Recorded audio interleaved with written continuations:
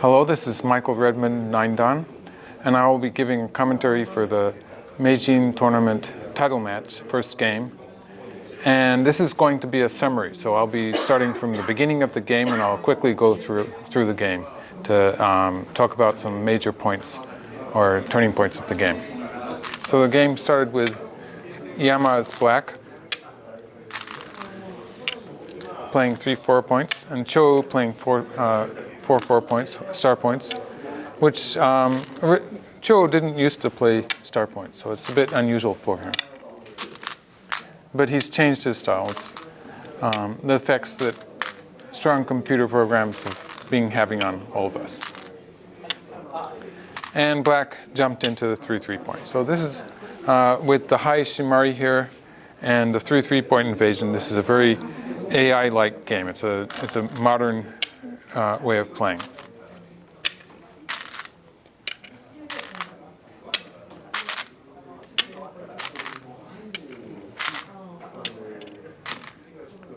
And at this point, white has a choice of the double hane or the cut.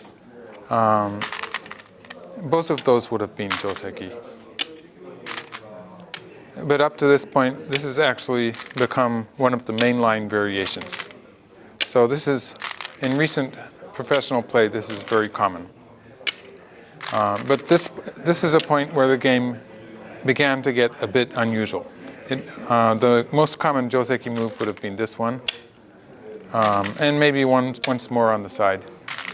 And white would finish off the ladder. This looks like it would be about an even result. But perhaps black was unhappy with the idea that white was capturing in a ladder. In this case, the ladder does favor white. So black played the hane here. And the idea with this move is to save this cutting stone before playing on the side. And jumping here was, again, one of the sharper variations. Would have been simpler if black had extended. But this is inviting white to get into some of the complications that we're going to see in this game.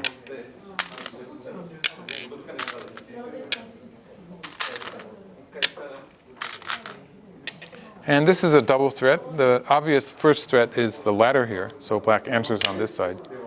And the other threat is this wedge here, which if black captures the one stone, white can play here to capture the corner group. So this is the threat, the other threat. When white cut here, black bumped against and connected underneath to make a position that's going to be a ko here. In fact, white immediately started the ko. This is a very big ko, almost impossible to calculate the value because it involves the life of black's group and the destiny of the whole side here. But white does have this one very big ko threat. So it's a ko that white can win. And also, if white wins this ko and the black group dies here, that would be a disaster. So black's only ko threat is going to be a local ko threat, with which black, one might say black has captured this group, but actually it's going to be a step ko that favors black. So usually this white group is going to die, but there is a ko here, which is going to happen fairly soon. White sets up for the ko. This exchange is usually not very good, but white is building, setting up a ko threat there for this ko.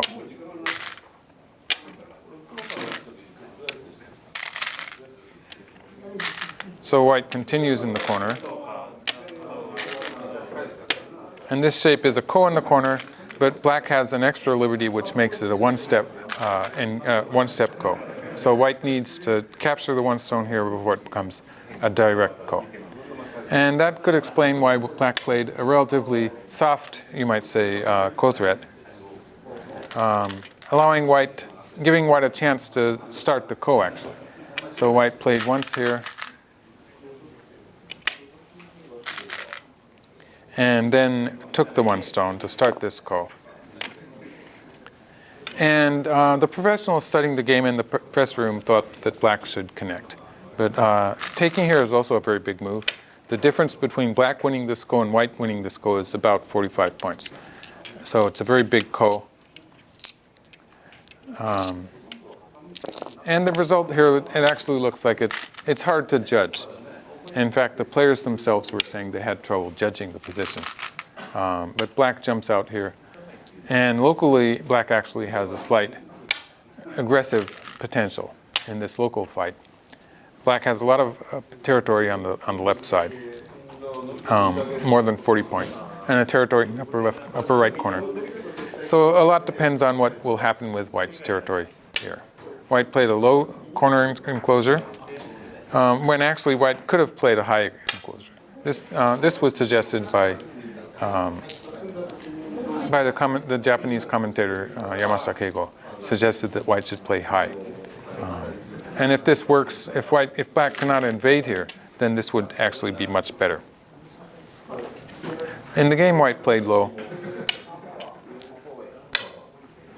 and then started to expand into the center.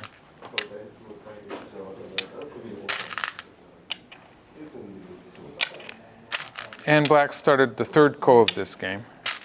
In the lower left corner, we had two kos, two kos in a row in this corner. And now black starts the third ko. So although Cho is the player who really loves to play with kos, I'm getting the feeling here that it's Yama in this game itself who is leading the game into ko position. So he's showing that he likes kos also.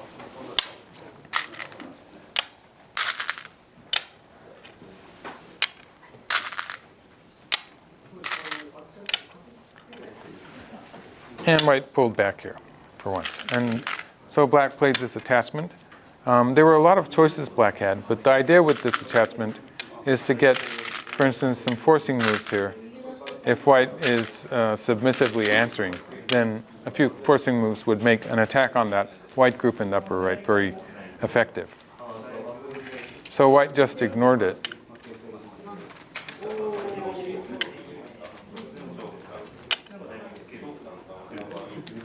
And extended all the way to here. So this was the last move played on the board for the first day. And the next move was black's sealed move, which was expected to be either the attachment here or the invasion, which was played in the game. So maybe white should have played one space, one line towards the white group, which would have been a safer move. And the game looks like it's just about even now. It seems to be undecided. But black's invasion was a very strong attack. And the ko here is going to continue. We're going to get some more ko complications. So white has a cut here next, so black connected, and white connected underneath. And black jumped here. So this is the strongest move for white. White played here, threatening to cut here and setting up the ko on the side. And this has become a very big ko because if white wins the ko, this is going to be about 30 points of territory in a connected shape. Whereas if black wins the ko, it will be this shape in which white has almost no territory because white's connected on the first line, and this group will not be safe. And the corner territory is mostly gone. So it's a very big ko that's started here when white takes this ko. Black pushes through once. And white used this ko thread. Black used this one. And this is where it was suggested that white played this move later in the game, but it was suggested that white should play it immediately here. And it's a very subtle difference, because if black plays the ko that black played in the game,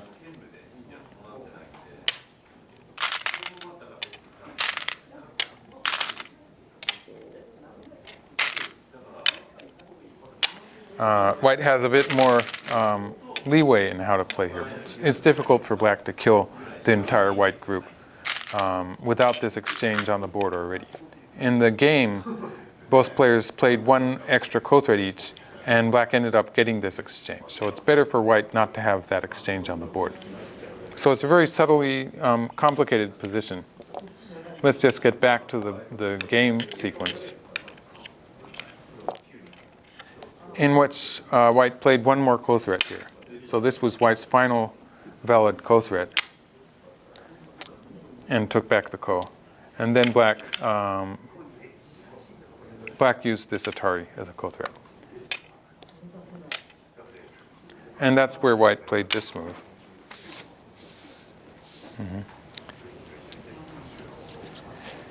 And black started the ko here. So this is, if black connects here and white captures 3 stones and black plays here, then white would still have a good shape in this corner and black would only have 1 eye yet. And white would have the potential cut here. So this would still be playable for white. But it would be much more damaging for black to play here, win the ko, and then capture the stone, which would give black a strong attack on white next, and better eye shape for black too. And of course, a lot more profit in territory. So black starts the ko here, and used this as a ko threat, after which white cut once, and finished the ko. So black captures the 1 stone. And this was a point again when it was suggested that maybe white should have played 1 Atari here, which would have made a difference. If black answers, then white can return to this side. And if we assume this variation, then white will have time to escape. So this would be better to the game, but there's a lot of variations here which are complicated. This was probably a very important turning point in the game. In actual practice, black might not actually connect that ko, but just play a connection here, and a ko here would continue. But black actually has a vital ko threat here, and white runs out of ko threats at this point. And so it still is a ko here, but it becomes a bit painful for white when black is already connected in the center of the board. So there's a lot of variations that could be good for either side. But at this point, I haven't seen any variations. I'm seeing a lot of variations that seem to look to be working well for black. So we had this position, and white immediately played this move, and then protected here, after which black captured 1 stone and enclosed the white group. So throughout the game, it seems that Iyama is attacking a lot, and Cho seems to be on the defensive a little bit. But they are playing a lot of ko's, and so I know that this is a kind of game that Cho would really enjoys, and he probably had fun even though he was having a hard time as far as the game is concerned. So in this trade, white has saved the group here, and black has gained a lot of territory on the side. And I think it's safe to say at this point already black is starting to get a lead. The game continued this way. And although the white group looks in danger, at any point white can play this connection, which is forcing, and make a life incentive. So white's just not playing that quite yet, but can play it at any point. So black attacked here. So I think that the game is already already looking like a win for black at this point. Black has gained a lot of territory in the trade that happened here, and can decrease white's territory on the lower side. And also, black does have the defensive on the upper side.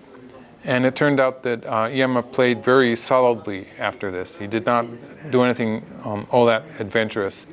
And he took the game to a win very comfortably. So I think that the fight here on the right side is the fight that probably determined the outcome of this game. And it was a very complicated fight. I'm sure that there will be some more details coming out as people study the game more. But I'm going to call this a day for this summary of the game. And I'd say that they're probably going to be fighting like this in the following games in this series. In the match, it's a best of 7 match, so they have at least 4 games. But I think it's going to be closely fought, and there's going to be more Ko's and more fighting in the series. Thank you.